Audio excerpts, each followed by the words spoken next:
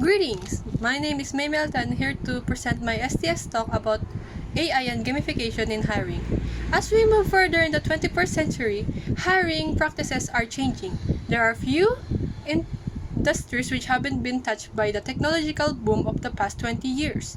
Sourcing and hiring candidates, indeed all of human resources, has been attended by the advent of new technologies.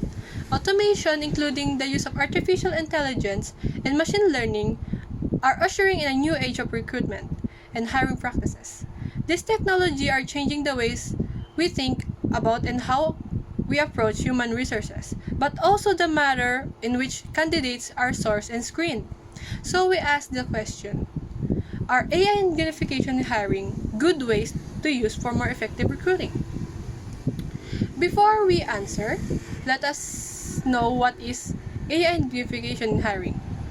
AI in hiring is the use of artificial intelligence to select applicants that pass the required classification in certain company, while gamification in hiring uses games to learn about the skill, personality, and morality of an individual.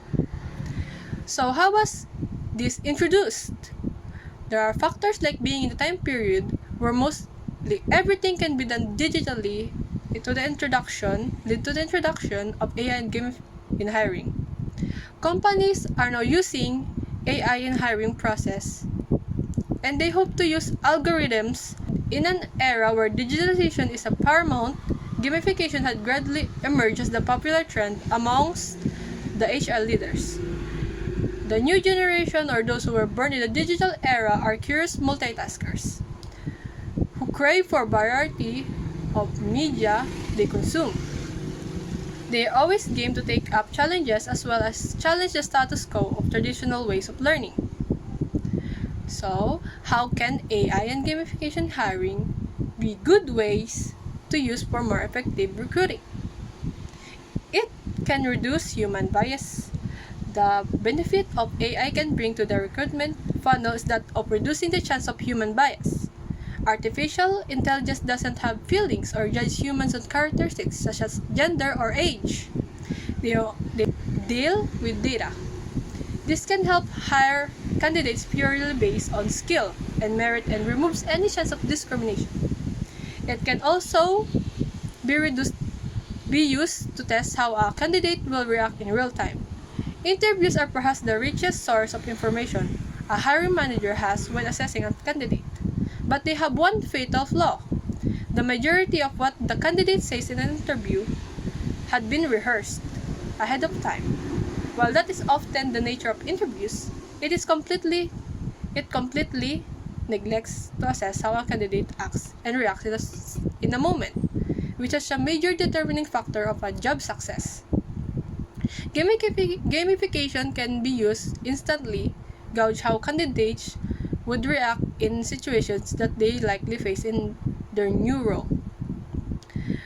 Even so, there are a lot of advantages in using AI and gamification in hiring. There are also downsides of this. Whilst advancement in artificial intelligence has no doubt came a long way, it's still not exact science and the result can sometimes be inaccurate. AIs also tend to have dependency on keywords and trickery, which makes it easy for dishonest candidates to trick the classifier by supplying specific phrases and keywords. As the machine only deals with data, it's very difficult for it to identify softer signals such as personality, personal interest, character, and work ethic. Human judgment is required to identify this softer signal, which AI can do in recruitment process. AI is no doubt need more development for these flaws, but we can see that the future of artificial intelligence and machine learning in recruitment field has no doubt been impressive. As the new technologies emerge, better processes will be developed. So that is all for my STS talk. Once again, I'm Mimi Altan. Thank you for your time.